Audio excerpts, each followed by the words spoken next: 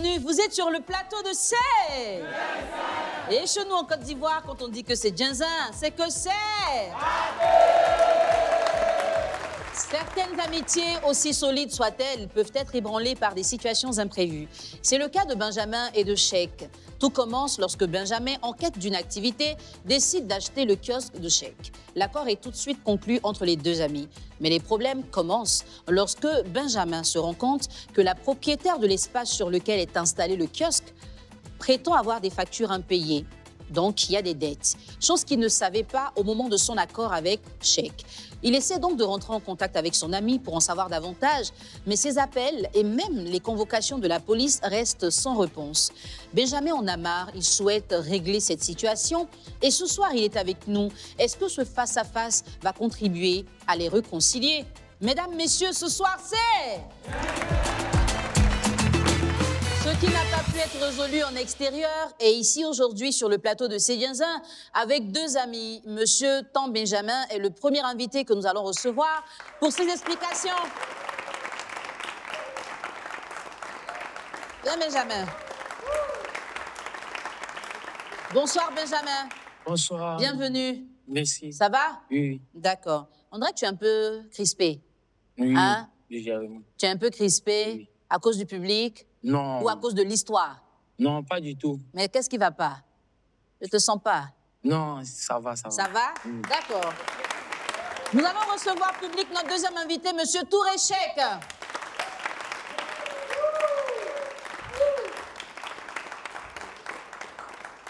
Bonsoir, Cheikh. Ça va? Ça va. Bienvenue. Ce soir, tu es avec nous parce que tu as un problème avec ton ami Benjamin. Il est juste à côté, je vais m'entretenir avec lui. Tu vas avoir l'occasion d'écouter sa version et je reviendrai vers toi pour prendre ta version. D'accord. Benjamin, oui. Comment est-ce que tu rentres en possession du kiosque de Cheikh? On était dans le mois de novembre, début novembre, et j'ai décidé d'entreprendre. Et j'avais un ami qui était ami à lui. On avait un ami en commun. Et le gars en question, quand je suis rentré en contact avec lui, il lui a dit « Ah, il a envie de faire une activité. » Mais quand je regarde le quartier, je pense bien qu'un kiosque, ça va marcher. Et il m'a dit « Ok, il n'y a pas de souci. » Mais qu'il a un de ses vieux pères qui a un kiosque. Mais le kiosque, ces 2 temps, c'est fermé. Mais il va le voir, il va venir, il va me revenir. Il a dit « Ok, pas de souci. » Mais quand il m'a dit le gars en question, c'était Cheikh, il lui a dit « Ok, si c'est ça, vu que j'ai son numéro, je vais l'écrire. » Essayer de rentrer en contact avec lui, voir comment faire pour finaliser l'achat. Lorsque je suis rentré en contact avec lui, il m'avait dit non, que le kiosque, il n'aimerait pas vendre le kiosque d'abord pour l'instant. Mais il a un autre kiosque qu'il allait me revenir sur ça. Et quelques jours après, il est venu, il m'a dit non, si c'est ça, le kiosque là, il va me vendre plus tous les matériels qui sont à l'intérieur. Il a dit ok, pas de souci. Lorsqu'il m'a dit la somme, il a dit ah, la somme est bien. C'était combien? C'était de 150 000 francs. D'accord. Il a dit, OK, pas de souci. Il lui a donné une date. La date est arrivée, il est venu à la maison, il a récupéré le montant. Il m'a remis les clés. Et moi, pressé de vouloir commencer mon activité, j'ai décidé de prendre un menuisier qui a commencé à faire les travaux. Et j'étais à la maison, quand le menuisier m'a appelé pour dire, la dame en question a demandé à ce qu'on arrête les travaux, qu'elle aimerait voir le propriétaire. Et lorsque je suis venu, elle a dit non, qu'elle ne me reconnaît pas en tant que le propriétaire du kiosque, mais elle veut voir Cheikh. Lui, je l'ai appelé automatiquement. Il m'a dit non, il est l'heure du Djouma, qu'après la mosquée, qu'il allait passer. Normalement, si tu dois revenir vers la dame, tu m'appelles pour qu'on parte ensemble. Mais il allait seul. Il allait voir la dame, ils se sont entendus. Quand moi, je suis allé chez la dame, elle a dit, mais Cheikh vient de passer. Immédiatement, je l'ai rappelé. Il m'a dit non, il y a déjà réglé avec elle, il faut le laisser, mais tu ne devais pas dire à la vieille que moi, je t'ai vendu le kiosque. Il dit, mais pourquoi? Que la vieille dit non, l'argent, tout ça, où lui n'avait pas travaillé, la vieille lui réclame à ce que lui paye les mois qu'il n'a pas travaillé. Il dit non, mais pourquoi tu ne m'as pas dit ça au début? Et c'est là que les histoires ont commencé. Et comment tu réagis quand il t'annonce justement qu'il y a des dettes que toi, tu es censé payer? Lorsqu'il m'a dit qu'il y avait des dettes, il lui a dit, pour les dettes, ce n'est pas un souci. Mais moi, je peux payer, mais à mon rythme. Elle ne doit pas me mettre une pression. Mais c'est moi, je dois payer selon moi mes moyens. Et c'était combien les dettes? Elle m'avait dit que c'était 50 000 francs qu'il devait. D'accord. Que ça fait 5 mois qu'il n'avait pas payé. Il lui a dit OK. Immédiatement sur le champ, il a dit à la dame, moi j'avance 20 000 d'abord. Mais avant d'avancer les 20 000, je l'ai appelé, dit, ah, chèque, voilà le problème. J'avance, après tu me rembourses. Il m'a dit, OK, il n'y a pas de problème, avance, tel jour je te rembourse. Le jour arrivé, il n'a pas remboursé. C'est comme ça a commencé. À chaque fois, la dame, elle me mettait la pression. Je dis, même maman, vous ne me reconnaissez pas en tant que le propriétaire. Maintenant que vous me reconnaissez en tant que le nouveau propriétaire, ne me mettez pas la pression pour rembourser. Calmez-vous, je vais donner selon mon rythme. Elle a insisté, envoyé ses filles, donc il a décidé de ne plus utiliser le kiosque, de lui redonner le kiosque qui me redonne mon argent, plus sa dette que j'ai avancée. D'accord. Et dans quel coup tu prends une convocation? 6 mois après, il ne réagissait pas à mes messages. J'envoyais les gens pour l'interpeller, rien, il ne réagissait pas. Donc il a dit, bon, vu que nous sommes dans un pays de loi, je vais aller voir la justice, essayer de trancher, peut-être arriver là-bas, on va trouver un moyen d'entente. On est arrivé là-bas, c'était pareil. On envoie des convocations, il prend la convocation, il ne vient pas. Quand je vais, souvent, il trouve ça à son frère. Son frère me dit non, si tu expliques à maman, maman va parler, elle va dire qu'il aime tout envoyer les histoires, tout et tout. Et j'ai envoyé la première convocation, il n'a pas réagi. Deuxième, non plus. Troisième, rien. Le commissariat aussi ne faisait rien. Donc j'ai dit, bon, si c'est ça, moi j'ai essayé de faire ma manière. Je vais prendre un de mes amis policiers, je vais aller vers lui. Et j'ai essayé ça, mais ce jour, il n'était pas là. On a trouvé son frère et son papa. Okay. Son papa ne s'est pas entretenu avec nous, c'était son frère qui s'est entretenu avec nous. Et moi, je suis reparti, très en colère à la police. J'ai eu un peu à m'énerver. Et ils m'ont dit, si c'est ça, ils vont m'envoyer un officier qui va aller avec moi chez lui. Et finalement, c'est sa mère qui répond à la convocation? À la convocation. Il n'est pas venu. L'officier a refusé de nous recevoir parce que le conseiller n'était pas là. N'était pas là. Elle a essayé de plaider. Elle a dit non, vu que c'est aujourd'hui, elle apprend l'histoire. De me calmer, mais elle avance un montant de 40 000 francs. Moi, j'ai refusé au début. Et elle a dit non, moi, je ne peux pas prendre. Soit je veux tout mon argent, soit on trouve un moyen, il règle le problème avec la dame, moi j'utilise le kiosque. Elle a dit non, elle c'est une maman, elle ne pourra pas mentir sur une date, mais elle décide, à telle date, elle va rembourser l'argent. Et il a dit à l'officier, si c'est ainsi, vu que c'est une maman, elle a parlé au nom de son fils, moi j'accepte, je prends les 40 000, je suis rentré. Le jour, la date qu'elle a donnée à arriver, lorsque j'ai appelé, d'abord elle m'a donné le numéro de son fils, elle dit, si je vais récupérer l'argent, c'est avec son fils que je vais récupérer. Lui, je l'ai appelé, il dit non, la veille n'a pas laissé l'argent, tout et tout.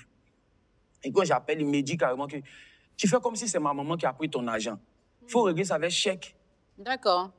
Alors, depuis ce temps, tu n'as pas pu t'entendre avec chèque. Et ce soir, vous êtes là, lui, il est juste à côté. Je vais parler avec lui pour qu'il me donne aussi sa version. Chèque, pourquoi tu n'as pas dit à Benjamin que tu avais des dettes au moment où tu lui cédais ton kiosque? Il n'y avait pas de dettes. Il n'y avait pas de dettes. Donc, explique-nous alors.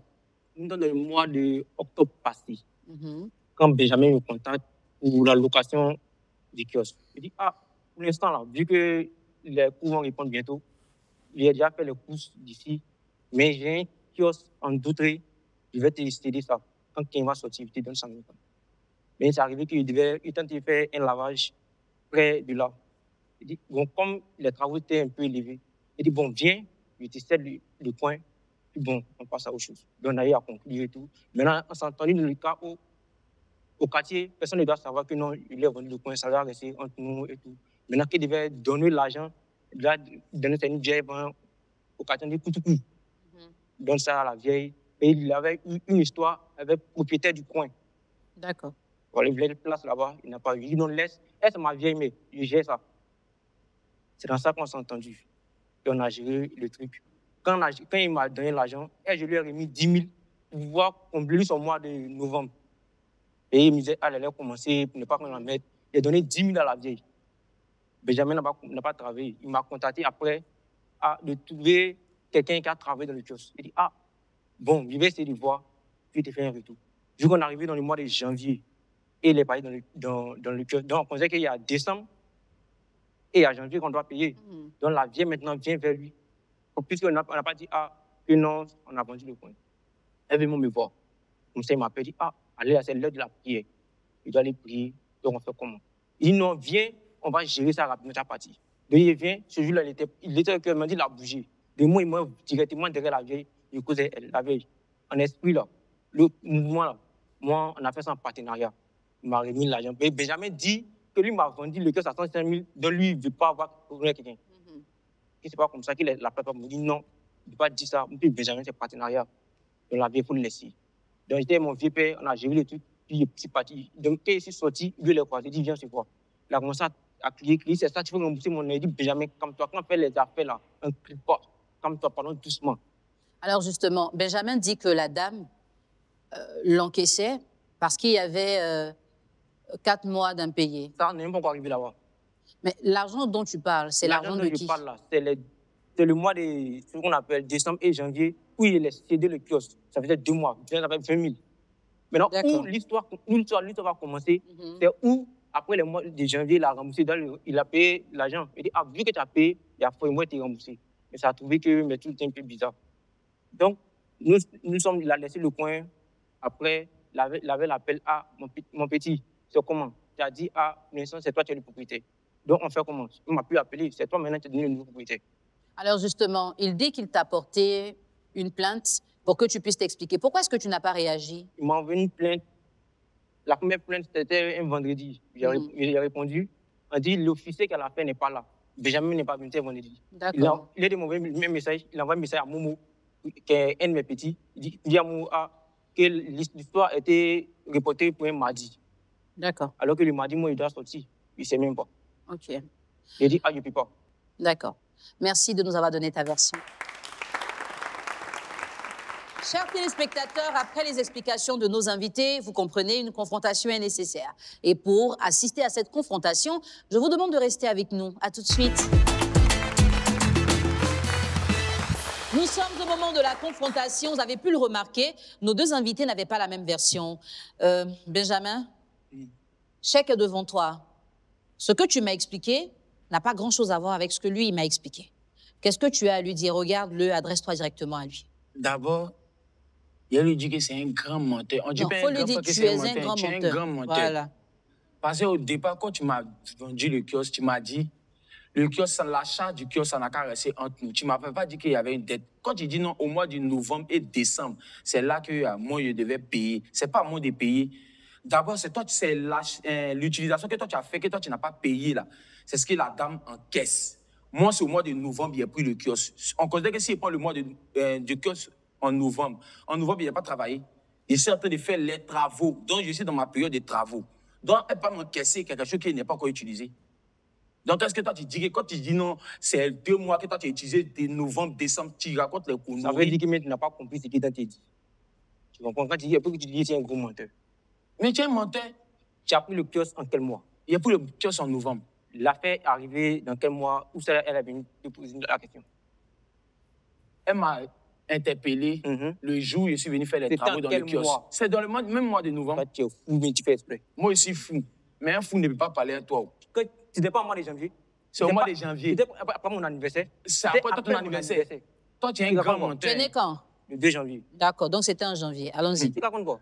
Toi, c'était au mois de ton anniversaire. C'était le mois de janvier. On avait fini les fêtes. On avait fini les fêtes. Toi, tu es arrivé dans le kiosque en novembre.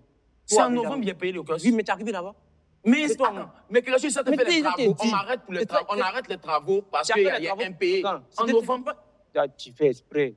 Il a compté mon argent, il a te donné 150 000 en novembre. Le jour où elle m'a interpellé par rapport à la dette que tu devais, il n'était pas payé. Est-ce qu'il n'était pas payé ce jour-là? Réponds d'abord, est-ce que je n'étais pas payé? Je n'étais pas payé pour te dire non que... Je n'étais pas payé pour te dire que non, la dame m'encaisse par rapport à un Jack. Les mois qu'elle a cités, elle n'était pas dit ça. Tu dis la vieille, dis elle va te voir qu'il y a une dette qui est là que tu n'as pas payé. Que tu ne comprends pas comme toi. Aïe, tu n'as pas payé, tu dis que tu ne comprends pas. Qu'est-ce que tu ne comprends pas? C'est que tu as dit, laisse-moi pas dire ou bien. Moi, je t'ai dit ça. Moi, je t'ai dit qu'il ne comprend pas. Il t'a dit que tu n'as pas payé quelque chose. Elle m'encaisse quelque chose qui n'est pas utilisé. Tu ne comprends pas que c'était ça de rembourser ton argent? Oui. Mais tu ne me rappelles pas. Mais parce que tu ne m'as pas dit qu'il y avait une dette. C'est pas qu'il t'a dit, il était bien précisé. Tu m'as dit quoi? Il n'y a pas de dette. Il n'y a pas de dette. Maintenant, pourquoi tu te casses la venais au deuxième mois, tu me dis que non. Mais pourquoi tu allais dire à la vieille que tu avais dit le kiosque? Il y a encore les enregistrements ici. On s'est dit quoi? Il y a encore les enregistrements. Tu as ça sur toi? Non, le téléphone est... Il ne pouvait pas sortir. Tu ne sais pas fini de bouffer mon jet, t'as bouffé mon argent, moi mon propre argent, que moi, tu ne sais pas comment il fait pour avoir mon argent. Et puis il a pris mon argent. Si il voulait entreprendre, c'est pas bête, tu es plus âgé que moi. Mais de nous, de notre niveau intellectuel, c'est pas la même chose. Départ. Voilà. De la même manière que moi, il a réfléchi, en tant qu'un petit qui a réfléchi, qui dit il va prendre son argent pour investir, là, c'est pas tout le monde qui fait ça. Ça, c'est clair. Si il a décidé de prendre mon argent pour venir investir, là, ça fait ici bête. Il peut faire super comme mes frères sans. Ouais, ça c'est normal. Voilà, j'essaie de m'amuser aussi. Et si nous grandi à Poy, on voit qu'il est venu à Niamey. Nous qui avons les points. Voilà. Nous qui avons les points. Mais avec le mouvement, c'est un mouvement qu'a fait quand tu es retourné à Niamey. Yes, je suis grandi à Poy. Donc je connais la vie aussi. Mais il y a plus mon argent qui est donné. Pas te presser. Pour que ça me rapporte demain. Ok. Maintenant, quand toi, un vieux courant, tu te fous d'un petit, tu prends son argent, puis tu bouffes, et puis ça te dit rien, tu n'as aucun remords. C'est un habit de confiance. Un habit de confiance, tu as volé? Tu m'as volé? Attends, l'habit de confiance, tu penses c'est quoi? L'habit de confiance, c'est le fait de venir prendre de l'argent et voler. Non. Si l'état était loupé, c'est des propos que tu as fait sortir, tu n'as pas été honnête dans tes propos. Tu n'es pas un garçon. Paye demain là. C'est qu'il dit, il reste dessus. Cheikh, rappelle-lui ce sur quoi vous vous êtes entendu au moment de la session du kiosque. Au moment de la session du kiosque, Benjamin, tout le monde a conclu que je reste toujours le propriétaire pour éviter les histoires du quartier. Il t'a dit, quand tu vas prendre là, le soir, faire sortir tes mouvements. Tu dis non, ça ne va pas rester là-bas. Il a fait sortir. Il t'a dit que non, ils m'ont volé à plusieurs reprises là. Je dis fou. Ça, c'est toi et puis le volet. Et c'est moi qui dis non, on va te voler. Donc, c'est sur ça que vous vous êtes entendu. Voilà pourquoi je n'ai pas pu dire à la femme que non, j'ai vendu le kiosque. D'accord. Benjamin, est-ce que tu peux rappeler à Cheikh ce que vous vous êtes dit le jour de la session du kiosque? Quand tu es venu chez moi pour venir récupérer l'argent du kiosque, mon ami était là. Tu as dit, faut pas aller dire au quartier, faut pas aller dire aux gens qui étaient vendus le kiosque. C'est ce que tu as dit. Faut pas dire aux gens qu'ils étaient vendus le kiosque. Je t'ai dit, moi si c'est bouche des gens, tu as regardé là, moi je ne regarde pas les gens. Et moi je ne veux pas que les gens n'ont qu'à savoir que je suis le propriétaire du kiosque. C'est ce que je t'ai dit. Mais la partie où on doit dire à la vieille que tu n'es plus le propriétaire, mais voilà le nouveau propriétaire, est-ce que toi tu m'as dit ça? Tu m'as dit non, que tu as eu des histoires avec la dame. Que si tu savais que c'était la dame, tu n'allais pas payer le crédit. Non, calme-toi. Parce qu'il t'a dit quoi? Il dit, tu as eu des histoires avec la dame. Si c'est la dame, c'est là. Je voulais faire mon salon de coiffure sur son espace. Il y a eu des histoires. Si c'est elle, je ne veux pas. Tu m'as dit quoi? Dit quoi? Non, si c'est ta vieille mère, toi tu as géré. Il dit, ok, il y a fort. Si tu as géré là, si elle doit payer l'argent là, c'est à toi, il y a un remède. Toi, tu as le lui donner. Si c'est elle, je ne veux pas. D'accord. Je ne veux pas me mettre dedans. Il t'a dit ça, mais il t'a pas dit ça. Tu sais que tu as dit ça. Maintenant, quand tu dis que tu m'as dit que tout le monde... Moi, j'achète et puis toi, tu es toujours le propriétaire. Mais c'est que tu veux le dire là, ça comprend. Non, il dit... Si tu as dit qu'il ne faut pas, je vais aller raconter aux gens. C'est que tu viens de dire tout à l'heure, ça il y a papa, où on se dit, et puis on envoie ce au dehors, il y a ça. Et puis, où il m'a dit quelque chose. Et puis, il ne va pas sortir. Oui. C'est que tu viens de dire là, ça résume ma foi. Il t'a dit que, mon frère, si c'est pour que les gens... Tu as dit, il faut te calmer.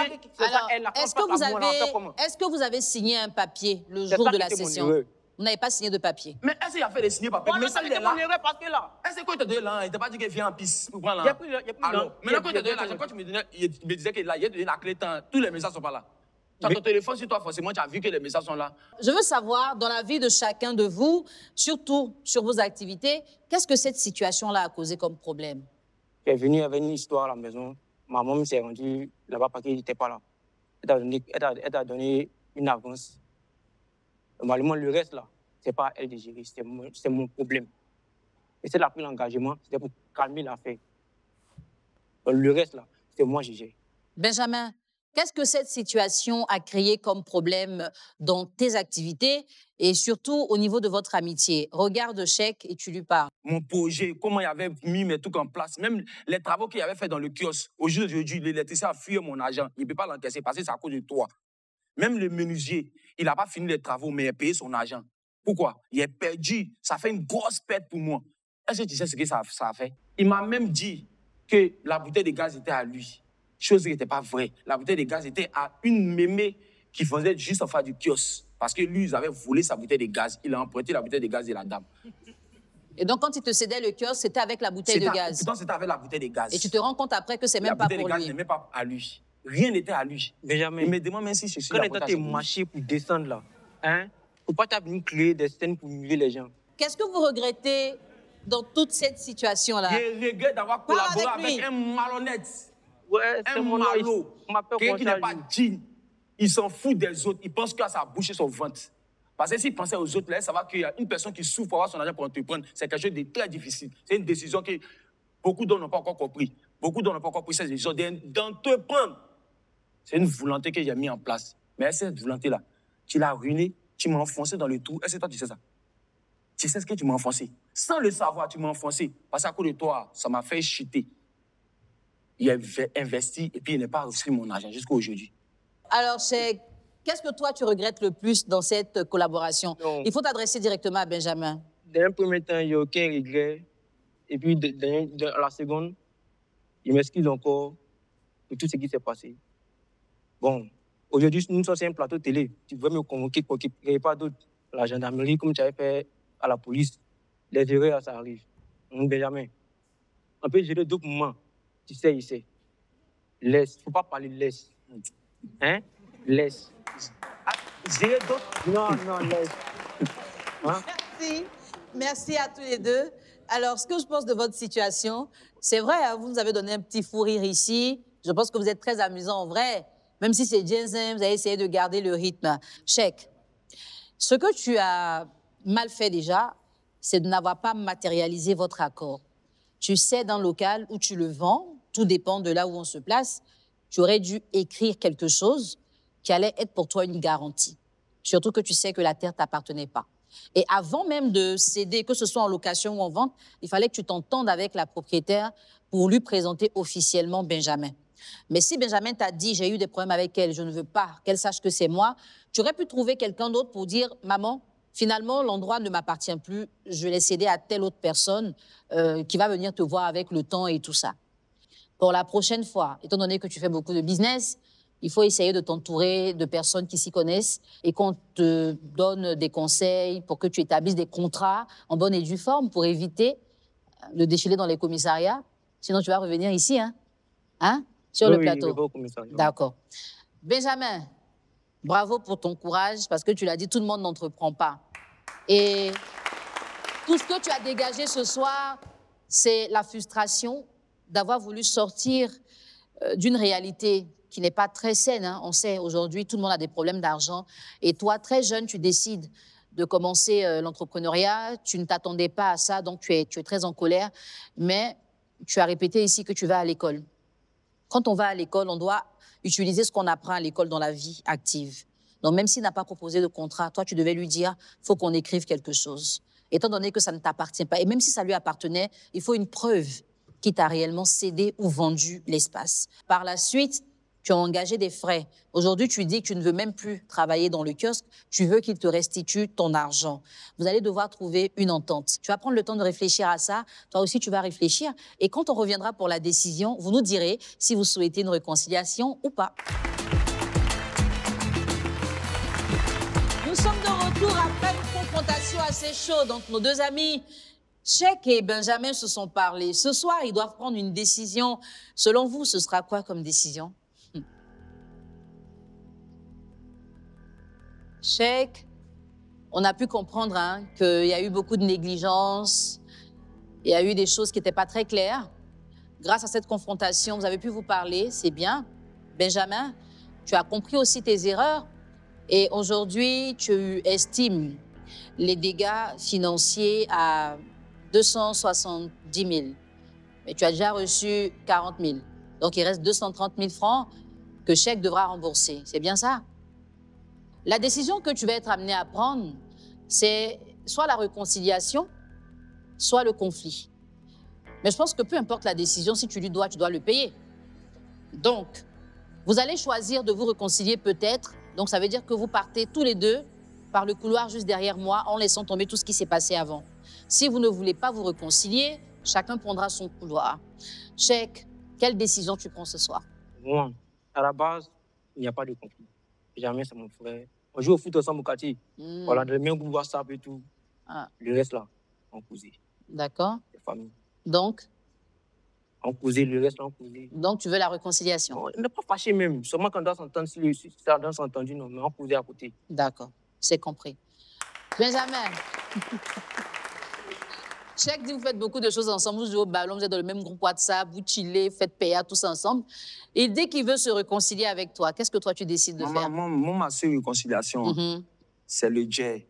Si mon argent sort en même temps, réconciliation, ça jusqu'à la mort. D'accord. C'est quelqu'un qui nous a envoyé ici. c'est l'argent. C'est pas comme si on est en conflit, c'est parce qu'en un an, aujourd'hui, c'est l'émission qui me donne la chance de le voir face à face comme ça. Sinon, il sait très bien qu'il y a même au commissariat, il ne venait pas. D'accord. Mais moi, c'est mon argent, c'est moi qui peut apaiser mon cœur comme l'eau glacée. D'accord. Cheikh, tu penses que tu peux lui remettre ces 105 000 dans combien de temps? Dans un mois. D'accord. On va faire un échelonné, comme chez nous. Hein. Benjamin, Inch'Allah, dans un mois, tu auras ton argent. Est-ce que tu peux le saluer et repartir avec lui? Mais en tout cas, si dans un mois, il n'y a pas reçu mon nom, mais la Maryland va te prendre. Il n'y a pas de problème. Vous allez partir ensemble? Allez-y, passez là, allez-y. On va les applaudir pour les accompagner. Et ils nous ont fait passer une très belle soirée. Hein. C'est vrai que c'était Genzem, on n'a pas trop senti le truc. C'est grâce à leur état d'esprit et c'est pas mal. Benjamin l'a dit, la réconciliation, ok, mais un délai pour avoir son argent. Ismaël dit, Inch'Allah, dans un mois, il va faire un geste. Chers téléspectateurs, merci d'avoir été avec nous. On se retrouve très bientôt pour une nouvelle histoire sur le plateau de Serre. Il a reconnu ces erreurs-là. Mais seulement qu'il n'a pas pris la peine d'être vrai dès le départ. C'est chose qui n'est pas bon. Et s'il y a un conseil à lui donner, pour toute autre activité ou tout autre business qu'il va vouloir faire avec quelqu'un, il n'a qu'à prendre la peine d'être vrai et avoir des principes. Donc, je me reproche cela parce que c'est moi qui lui ai vendu le coin. Et en tout cas, je sais qu'on va trouver un terrain d'entente après ça.